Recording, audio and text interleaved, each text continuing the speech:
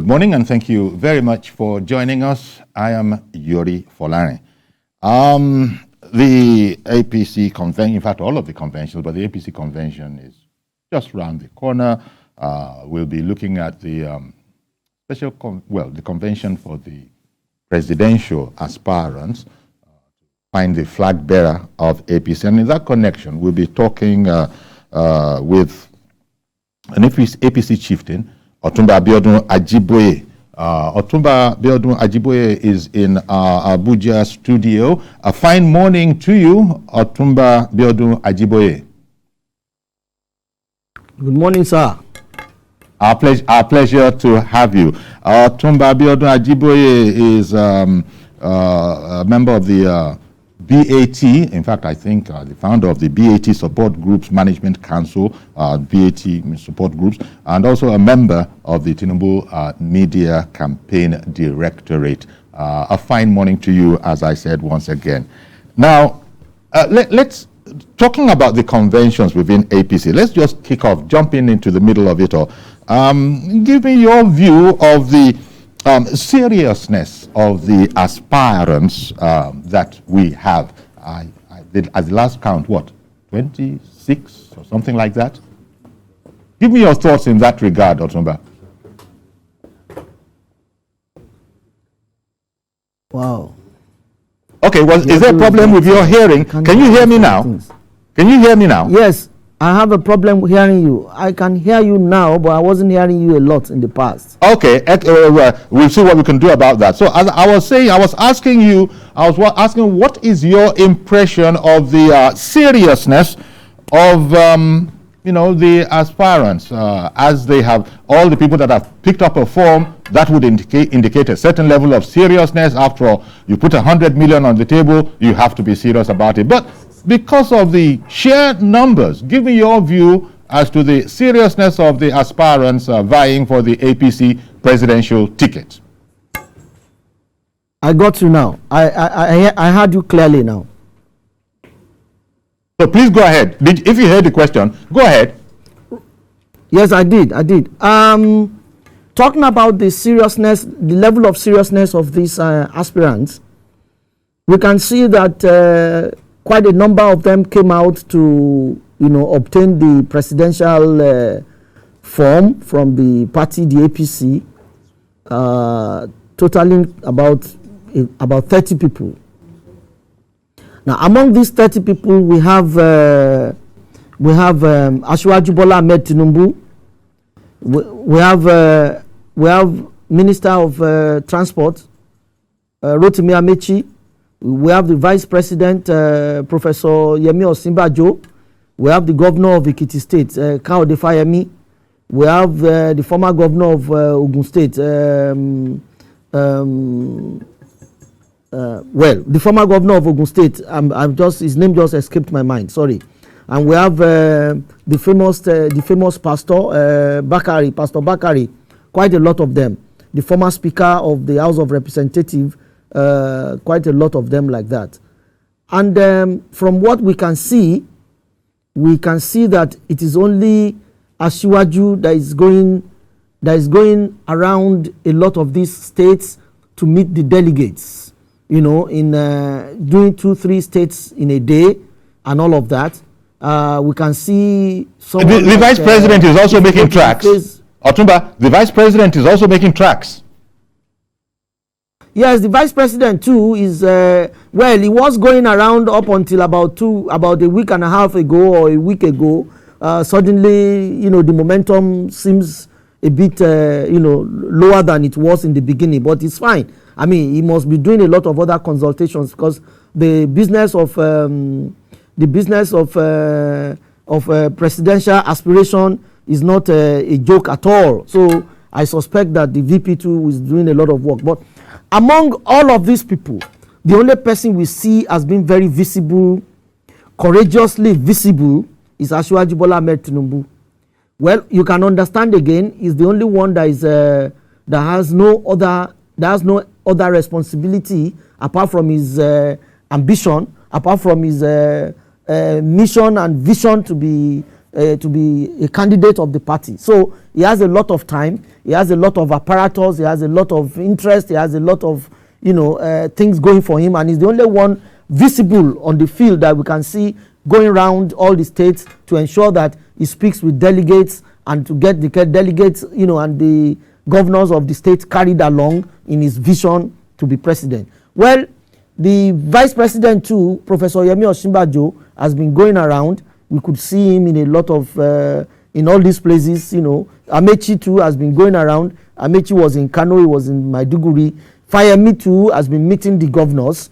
Amosun, that was the name I forgot initially, please pardon me. His Excellency Bikunle Amosun too has been going around. But one person is profound in this whole idea, and that is Asiwaju Bola Ahmed Tinubu. The reason could be that he's the most prepared. The reason could be that he's the only one taking this thing so seriously. He has no other thing to think about other than the fact that, our party must be well organized for the ticket of the presidential primaries or presidential primaries to be given to him, or for him, all of that. So that's what I feel and see with respect to all the aspirants preparing for the convention that will hold in a couple of days' time. Indeed. Otunba, as you have said in the past, and as is generally well known, you can't really divorce intrigues and politics. Right now, as we are preparing for the convention, the special one, for the presidential candidate, I don't know, no pronouncement has come from APC, if I'm not wrong, as to the zoning of it. In fact, there is even some talk rejected by the Bola Ahmed Tinubu campaign, organization. This whole matter of consensus. Some people seem to be working for consensus. I can see that you're indicating there that you still have a problem. How is it? Can you hear me? Well, I am struggling to hear you. Okay, let's try. I'm doing the best I can to ensure that I hear you. Let me try and abbreviate it.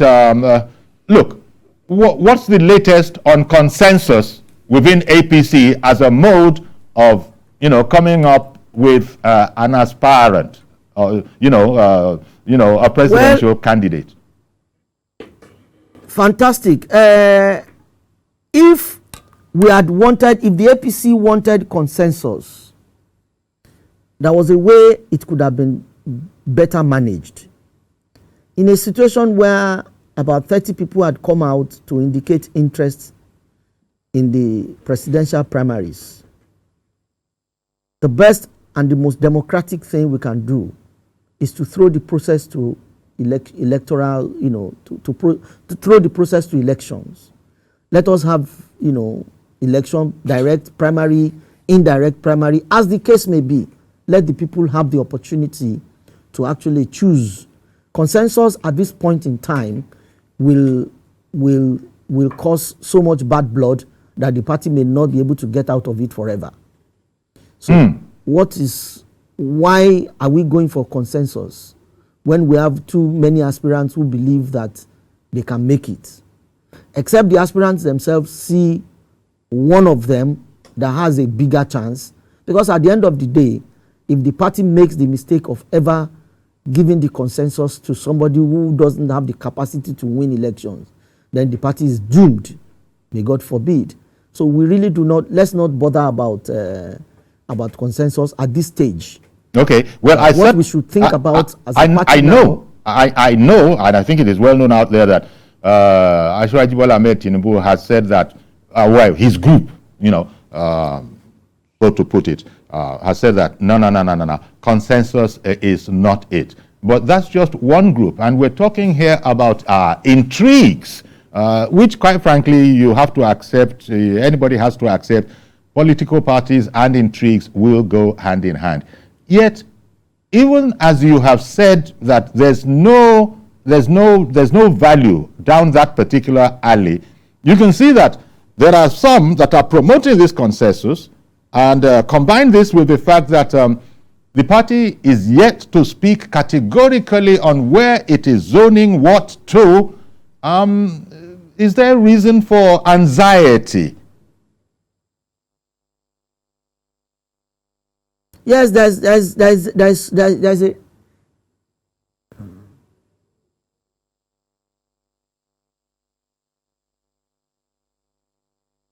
Now, I assume I can talk because I see that you are no longer talking, but I wasn't able to hear you very well.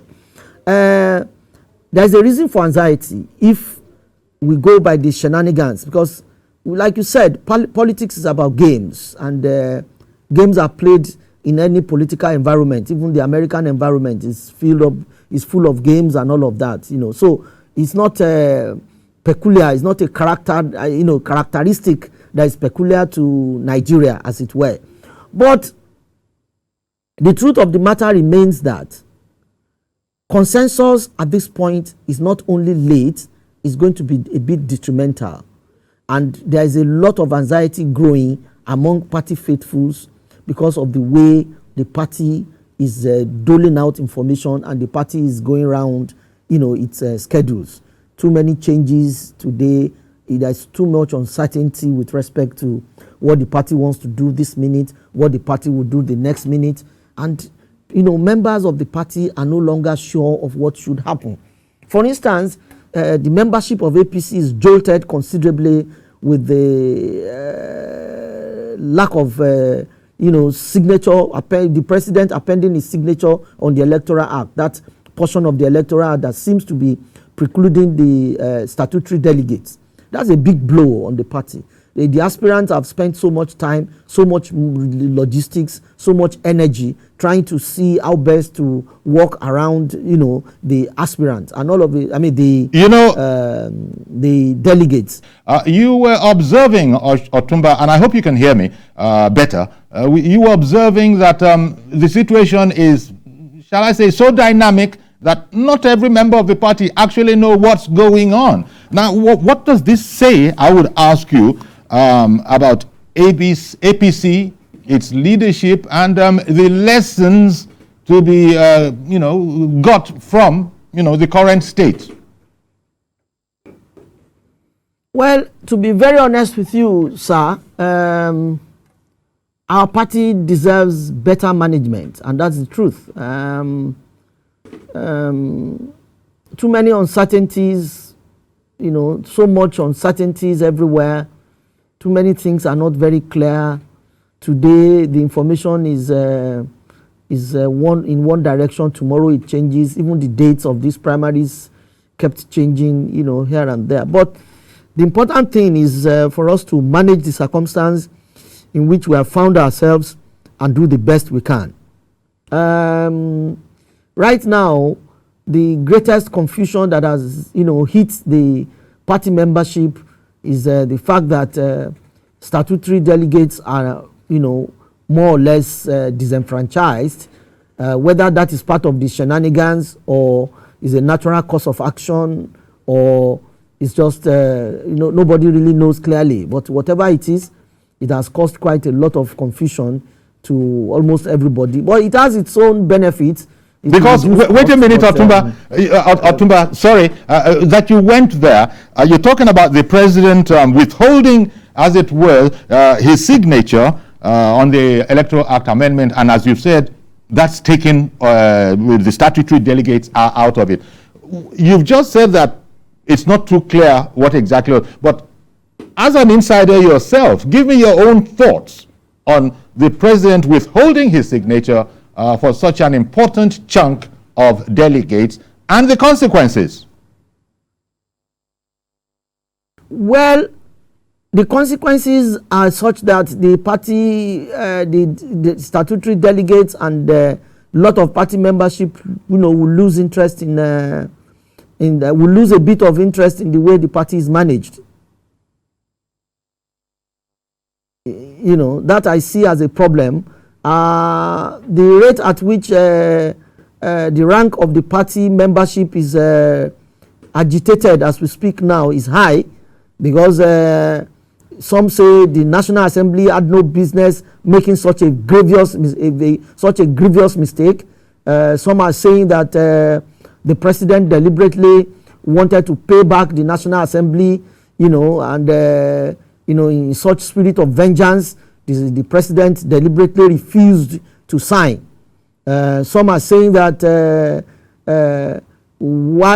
if it was the president that was an aspirant, he would not have behaved, he would not have done what he has done in this instance. Some are actually saying it is better we have limited people. It will make control easy. It will make management of the circumstance, of the process easy. While some are saying that it is a ploy to disorganize the whole process. So whether we like it or not, the president not signing that electoral act, as it were, has taken a lot of shine away from the process of the primary and from the primary itself. It has taken away a lot of glamour from the primary as it is expected. And whether it will work, disadvantageously or it will work to the benefit of the party, a few individuals, a few aspirants, nobody really knows, as it were. But we should have fulfilled all righteousness by ensuring that everybody that is supposed to be a delegate is a delegate. Cutting some people off will leave a feeling of attempt to compromise the process, and that's the way I feel about it. Therefore, personally, of course, it would be personally, because you're speaking in your own capacity. What would you say, therefore? What would you be able to say about APC, its leadership, and what lessons for the Nigerian people? I hope you can hear me. Given the scenario that you yes, I can. Okay. I can, and I'm going to actually answer that question. In all honesty, the APC, the way we've managed our affairs, it doesn't seem to be the best we could have done. It looks like we got carried away by the euphoria of governance, to the extent that we are playing very low on party administration. That's a fact, and we hope sincerely that the new NWC under our able leader, Senator Abdullahi Adamu, will and the National Secretary, Senator Yola Omishore, I hope the two of them will brace up to appreciate that we need strong, virile, good, sound administrative system in APC. That is the only way every party member can remain proud of the party. What we came in with into the APC was we were full of pride, in the APC, but the way things have been managed in the last couple of years have not been very impressive, and that is telling ourselves the truth so that we can do better. I do hope, and again, hope that we're able to manage through this process of the convention, presidential primaries effectively, nicely, unscathed, such that we could have the opportunity of regrouping ourselves, re-energizing ourselves, and getting ready for better management of party affairs. Thank you. You see, Otunba Biodun Ajiboye, I think, people who have heard you before probably can testify to what I'm about to say. You usually have a positive, disposition. No matter what the problems are, you always kept it sort of positive. I get the impression that you seem to be concerned this time around, especially as it relates perhaps to Nigeria's expectations now about APC.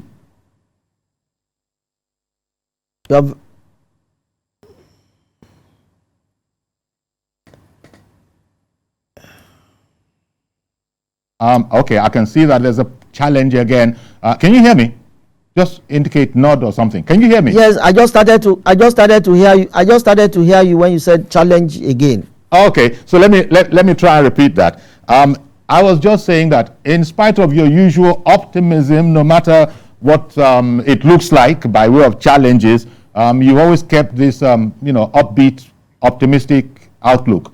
But it seems to me, correct me if I'm wrong, that you are sufficiently concerned over Nigeria's expectations about APC. Dare I say that, you are not at your most confident? Well, you may be very correct, Uncle Yori. You may be right. I am concerned because I do not imagine that, the National Assembly will make an omission in a job that they are supposed to do. I can't understand. It's like a managing director forgetting to put his budget together properly for the board of directors of a company to approve. And the managing director kept going forth and back. The National Assembly, I feel a bit worried about the way they've turned out, forgetting a clause and getting it back to the president and all of that. Ab initio, they shouldn't have forgotten anything. Number two, I didn't see why the president didn't make sufficient arrangement with respect to whether he wants to sign or he won't sign. If he was not going to sign, he ought to have made it clear to the Nigerian people before this minute. We can't be running around in preparation for a process and all of a sudden 22 hours, 11th hour, some things are not happening right, and we now begin to, improvise, begin to run from pillar to post. It doesn't seem right to me, and it's giving me quite a lot of worry. Not an APC that every one of us labored very hard to bring to life. Not an APC that we felt was going to be the ultimate solution to the problem of Nigeria. We shouldn't be doing this to ourselves. Hope you can hear me, Otunba. Otunba? I can. Oh, okay. Yeah.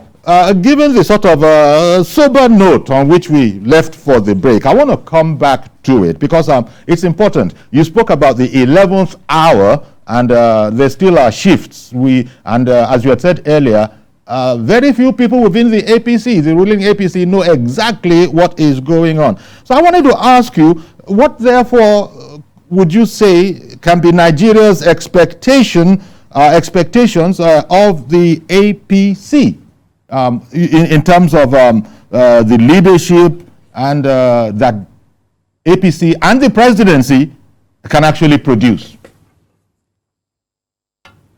Well, to be honest with you, the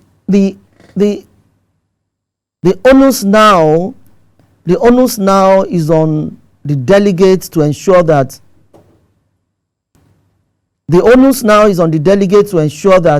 they are able to produce a presidential candidate that will be able to win elections.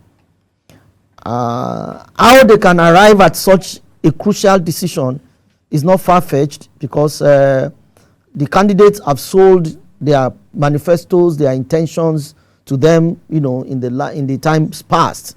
So we believe, quite frankly, that the delegates have probably had enough of the aspirants, But because of the new wave that we are having now with respect to who is qualified to vote and who is not qualified to vote, we now have seen clearly that only three elected delegates from each local government will be allowed to vote, as it were, because it's no longer looking like the president would sign that document again. That as it may, we would wish that and implore the delegates to appreciate, to do a serious self-introspection and see which of these candidates or which of these aspirants will actually lead the party to victory in 2023. Sitting right in front of you here, I know that out of all of them, Asiwaju has done the better work with respect to selling his candidacy, his candidature, all around everywhere.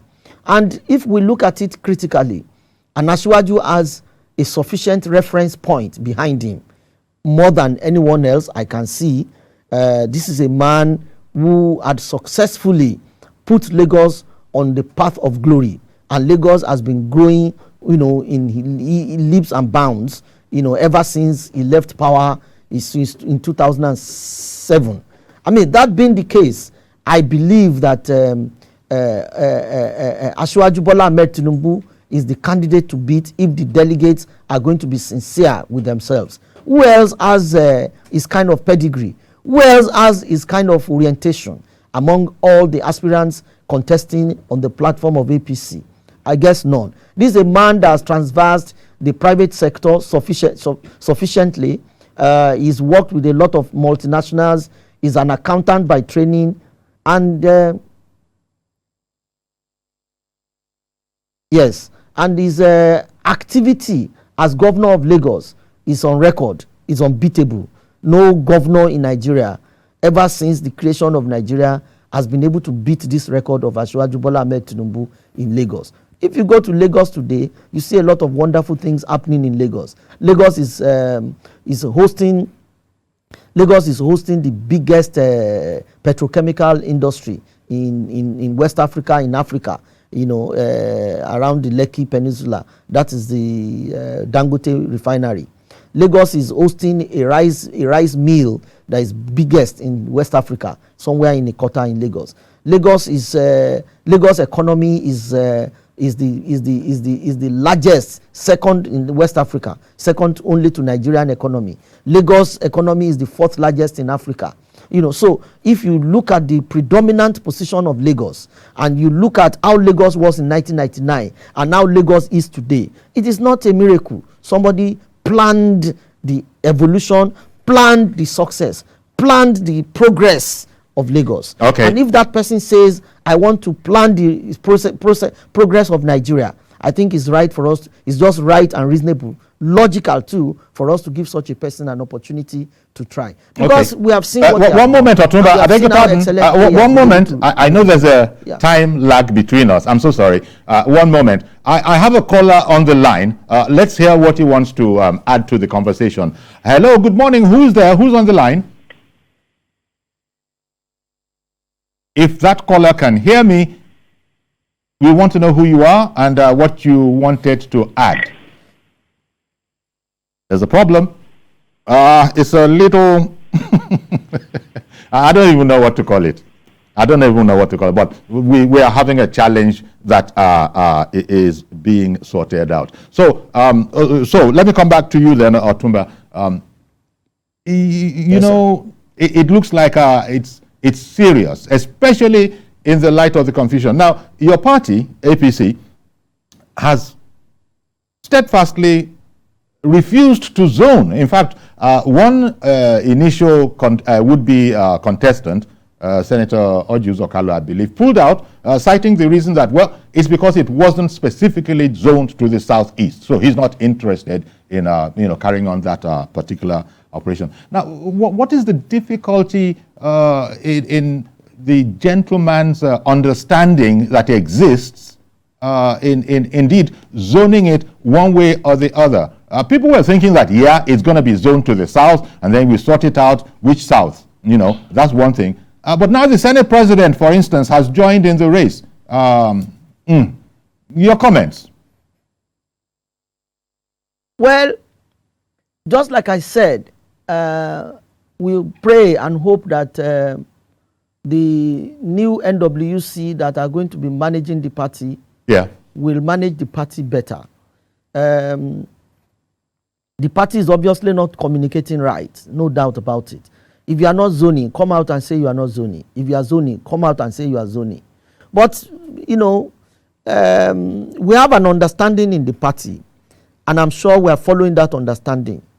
There is nothing wrong in zoning, but the party seems to be quiet with respect to zoning and their intention, about zoning. But we have an understanding within the party that ideally, if the North had done 8 years, the South should be given the opportunity to do 8 years. Okay, Otunba, I just noticed something. It's a slight thing. Let me bring this slight thing that I noticed to your attention. I'm so sorry, Otunba. I noticed something just now as you were speaking. At one stage, talking about the party, you used our you know, our party. But then at a second stage, at another stage, within almost like that same paragraph, you said their intention. So the difference between our and their begins to suggest to me that there's a bit in there that, you know, we don't quite understand about. Yes, I've complained about you know, communication not being I've complained about communication, the party communicating communications not being very seamless. That could be the reason why I said there. But our is because the party belongs to all of us, exactly. And we are all members of the party, and we all struggle to bring this party to life. So therefore, I still feel a sense of belonging as a member of that party, as an important component of that party, however you look at it. So, I mean, since 2013, 14, we've been at this, and we've not stopped. We've kept on the momentum. But sometimes, you know, the way the people entrusted with the leadership of the party, the way they carry on, sometimes we, the members of the party, we need to criticize ourselves to be able to ensure that we are doing things right. When we criticize ourselves, does not mean basically that we are resenting ourselves or resenting what some of our leaders are doing. We are only trying to say, look, let's do it properly so that everybody can be happy, every member of the party. I'm out here defending the party. I am always defending the party to the best of my knowledge, capacity, and understanding. And, you know, if I have to go out to defend the party, I must be, you know, happy. Not necessarily happy. I must be contented. I must be satisfied with the explanation the party is able to give for some of its actions.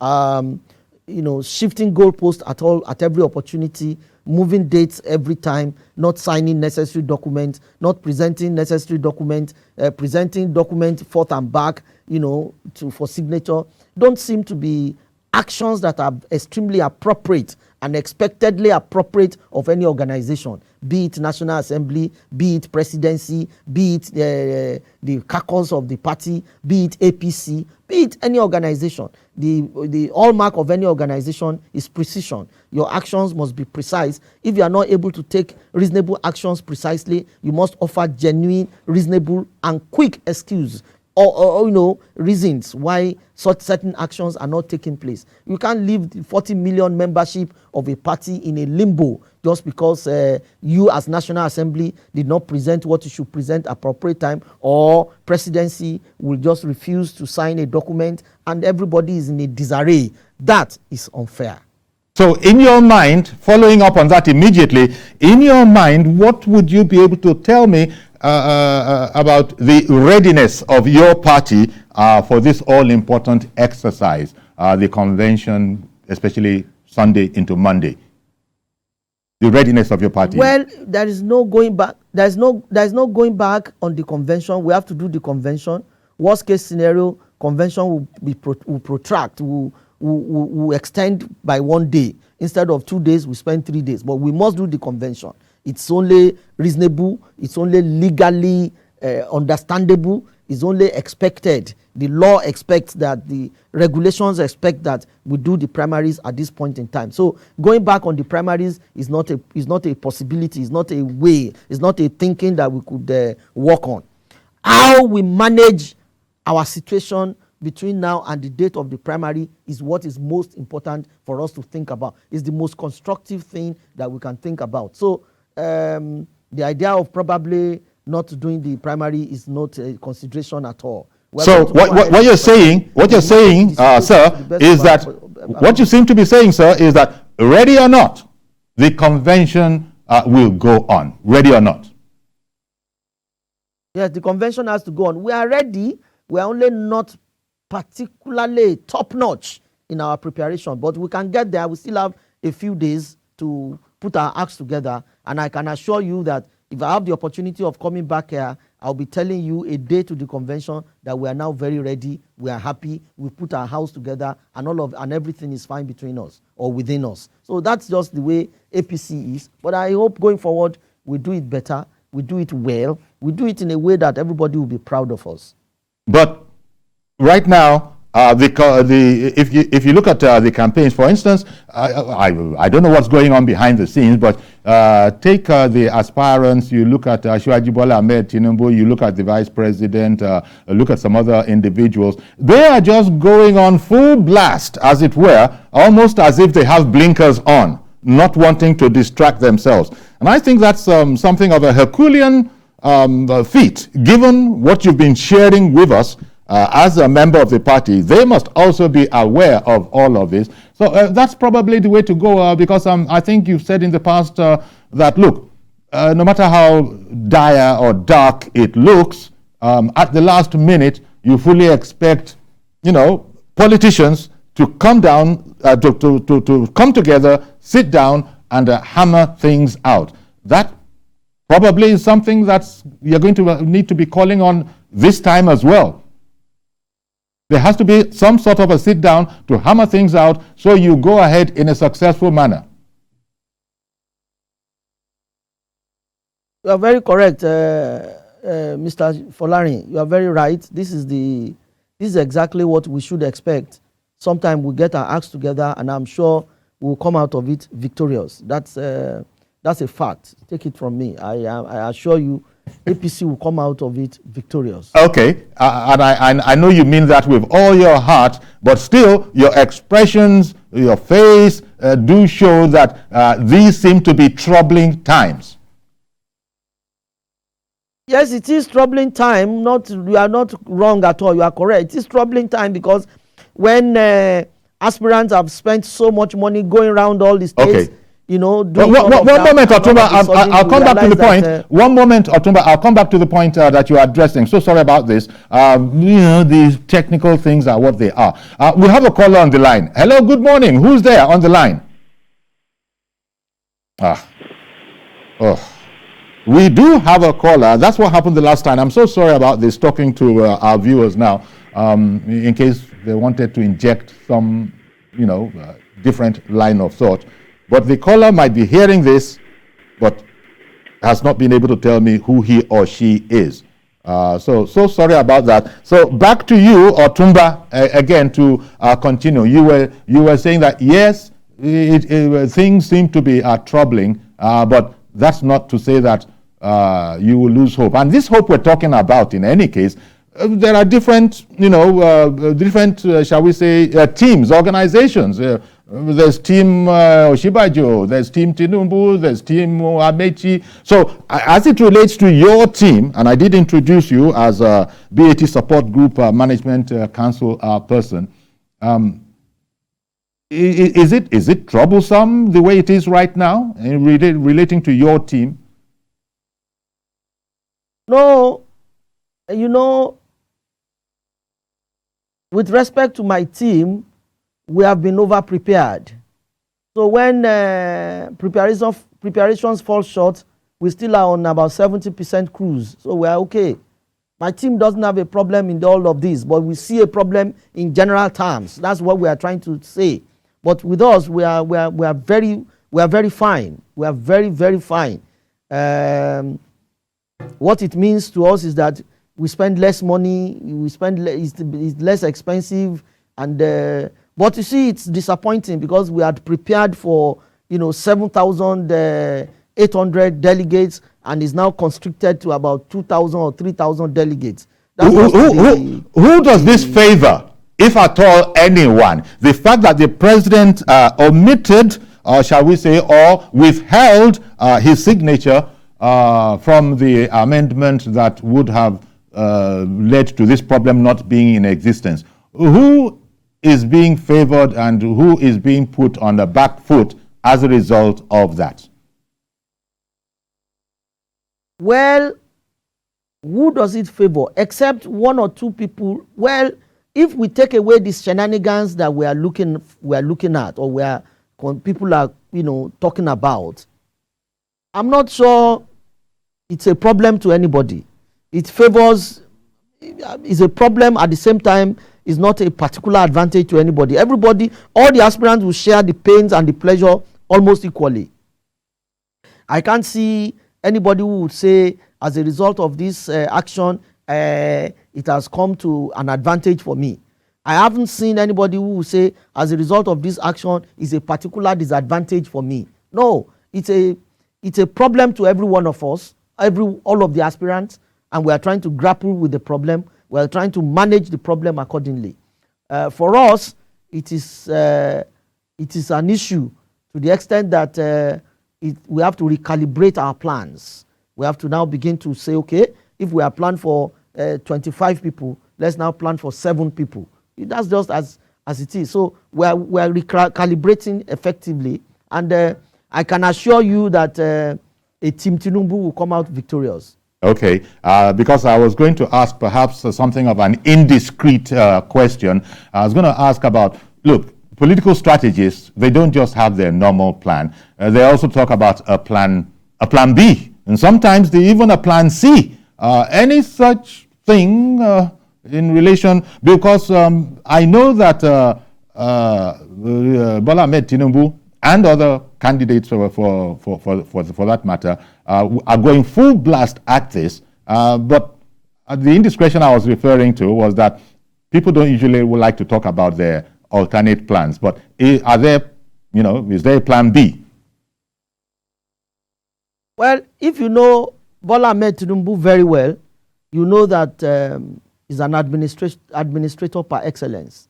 That being the case, any administrator who knows administration must have different grades of plans to marshal his ambition or his plans or his objectives. So there's no hard and fast rule about the fact that we may just have a plan B, which is okay.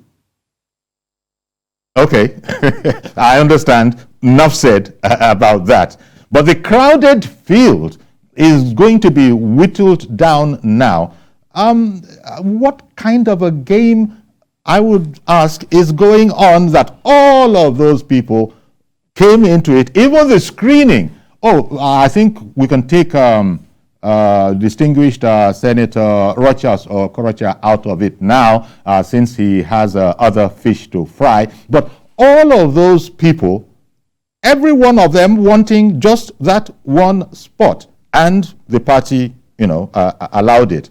Now we have the situation where things might be whittled down, perhaps not in a satisfactory manner to everybody. But this whole crowded field, what's that all about?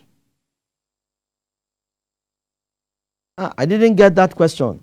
I was saying that the crowded field of APC aspirants for the ticket, for the party's ticket, it's definitely a crowded field. I imagine the party thought that it could affect that by, pegging the fee for the form that high, but it didn't seem to have any effect. So I was wondering, what's going on? You talked at the very beginning about how you saw the seriousness of candidates. I think you mentioned a handful of about 5. But this is a bit unusual, perhaps. And perhaps politicians have to not be unaware of the unusual in politics sometimes. Is that something that you feel now, that this is an unusual situation where 26... Well, to an extent, to a large extent, nobody ever thought that as many as 30 people would jostle for the forms, but since that was what happened, we managed the situation as we have found it. So what we are trying to do now is to ensure that, okay, let them come for primaries. I guess some are expecting that they will be made the consensus of the party. Some are expecting that Buhari will endorse them. Some are expecting that for some reason, some people will step down for them, and all of those kind of things. But someone like Ajiboye Ahmed Tinubu is a Democrat, is prepared, he has built his structures everywhere, and he believes that if you talk about the most popular candidate in APC, Bola Ahmed Tinubu is one. If you talk about the most electable aspirant or the most electable candidate, when he becomes a candidate, Bola Ahmed Tinubu is still the one. Among all of them, there is none of them that none of them has the pedigree, credentials, political or otherwise, of Bola Tinubu. Even as a private sector participant, none of them, can boast of being as dexterous as Bola Ahmed Tinubu. As governor of Lagos State, none of them can boast of a track record Bola Ahmed Tinubu has got. As a party man, somebody who established a political party, AC, ACN, and somebody who put APC together, none of them can boast of such political sagacity. None of them. So if it is about who is best for a job, Bola Ahmed Tinubu is just the best candidate we can look at at this point in time. But when they want to play their shenanigans, they go all around and around and around and around. But shenanigans is part of politics. We are ready, we are waiting, we are up to the task. Let's both play at it. That's just what I see. Okay, and that's a fine place to leave it. Otunba Biodun Ajiboye, we keep a close eye on it. In fact, all of Nigeria is keeping a close eye on what's going on in the APC and even the other and the major, opposition as well. But thank you very much, Otunba Biodun Ajiboye, BAT Support Group Management Council Coordinator and member of the Tinubu Media Campaign Directorate.